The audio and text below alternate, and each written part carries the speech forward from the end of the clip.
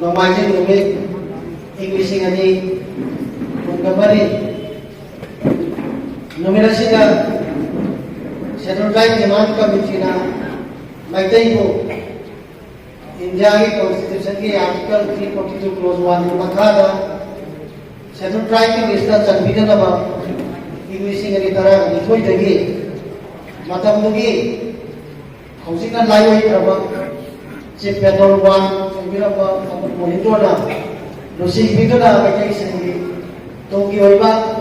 Asama, Libari, Sukat Piramba, Manana, Matum Tarapada, Chief Petrol 2 and Liberiba, Sai Sahi, Mongratan, Suraba, Madam, Mingoda Panzava, Namala, Bomba, Ahalani, Namjing Makata, Tunga Hori, Momentation. Ano ba asali kali mo ini ay na bilang iba asama ay tare mo asali ki makaka sa tulad demand committee si ligat sa tuna matapgi Prime Minister Manmohan Singh na pwede ki matapda memorandum tha na Maitai ko kasi sa dagdiyo ay demand ko lang sa di bane English ni tara ko doina mani ko na recommendation number laura karna mentai goes ki disu chandana bagi thapi wahai ki demand sa utna laki bane ngasi su demand ka uri amasu recommendation mani putma mena thaga da bane makha tarak ko di gamelo vidyana piri ko criteria ani matu ki na tomi ko option ho lole lole na ngasi ki convention ngasi ki pung tara kani thoi tar ko khoda करीबी central demand committee नबी ma'am से तराना फंदनबा media की पुथांगा सेबाव की पुथांगा मथन मथन से पाव से पीरबो मतुंगा करीबी तरा की तारा फौबा हौद्री बसे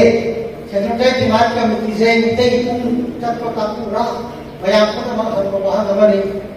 मधु की पखो बना पिजने के मधुदे सेंट्रल डिमांड कमिटी ना मैम करा उंगाम देखिए हम लोगों को थाने में सभी से कोई मदद कर सीना नंगना में थाजा बने नसी के आयुक्त देगी ना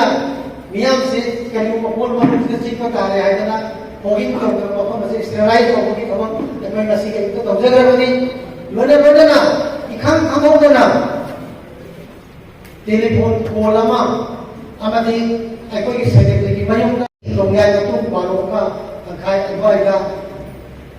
Giat yang pun contoh lembaga, lausan dalam proyek bagi betul na kung lipat dan kalau kita pun sugi, waktu kita juga ikut dari ngabar dan waktu mesti kan sebenarnya demand committee emergency meeting ama ngabar lagi kamu mesti kerana sahaja.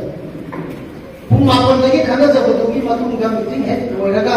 थोड़ा सा रखते हैं ये कोई उसी तरह निकले जब संचालन में से kita makta bayangkan walau biroy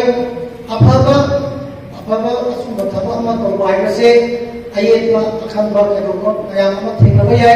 sahi tara hai na khang la pai koi na sahi tara hai na khang ma ko ni thona do bai lai ka tai hai se ka se ki ko na koi ko ka khana ko matum da atu lai koi mare lo jai mare se ka se pa ko da atha ko da pe suguru dagi lai wapo pi dagi wangu dagi mena na umbi dagi marang dagi खाओ दगी ना जगह तुम्हारा तो ये कुछ नहीं रहे को मैं तो ये कर को पाँव पर इसी गाँव बड़ों को पाँव हल्ला मन को साथ बाइक को भी होता आना तो हो गया ये तो सुन तारा निकले को खाएगा जनरल सेक्रेटरी में उनका मसक खंड का वक्त निवे इधर लाभ में गिर का फोन जिला में तामो कोई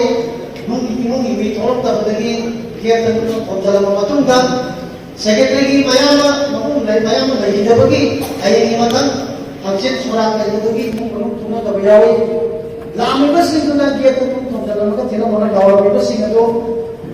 Iran sangat bayawi ay ko ko mabayaw number 1 kay ima ka tete ngasi ayu ipan arang daiga jadi koy na to ngi mamanga pol malay Matuk kanano ay pati ko na ay may pagpapante. Ano mo amati masal taksa ko pati tayo madudi UPPK ay amana kaibang nan ba kumang hai KCP hai ba ani asina maitai gi asi khana galo ko convention na se at any cost pangko piganu wapam se ani demand ko kantana khana badana ani ko te ruwa basu hai ba singa to ai ko na kana no ai ba se ai ko ko ko lagaba sakuda ba hai ni kare para baduna makoi makoi na ko singa ko na bori pangal se ko de pina bidei masina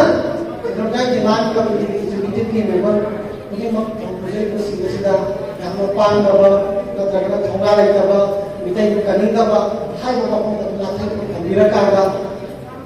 Aku sudah bawa ke dokter siang tu kan, boleh bayar, minta kaning tu boleh bayar. Atau pakai kau na, bapak mana bisa beri. Aku ni campaign se, mati mama nak cakap. Seluruh jemaat kami di sini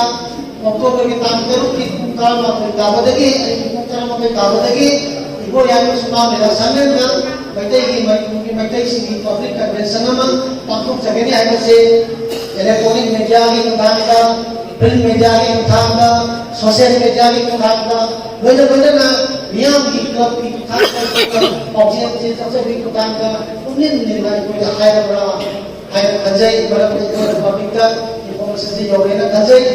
Lagi lagi lo yang sisu sosial media kita boleh bayar, atau elektronik media kita boleh bayar, newspaper kita boleh bayar. Haknya mana invitation kamu kita lakukan sudah boleh bayar. Itu macam sih kita kadang-kadang kita tahu yang mana mana masih mau dia itu kita kadang-kadang boleh lagi harta ni. Atau kita kita macam kamu macam berapa masih kita orang sudah kasih kita masih muka akan bak Sapu mereka saya lepas leda, cenderung kai demand kami jina hari waktu se yes no ada se kan kita masih tawa macam macam. Bifam se orang betul dan terkena bifam se pakau sama betul kena kari berubah. Kata mereka thor apa ya apa sequence itu kari pakau terkena kari berubah. Lupa ni mereka sesuatu demand kami jina hal mereka jadi. Ataupun kami tanda lensu siapa sesuatu juga apa hai waktu mereka Walau kali kap masih itu kami tidak walau nanti ham mereka hai ber masih kita pakai ko ya hai berdo hai ko ina kasih le amasuk ada nomor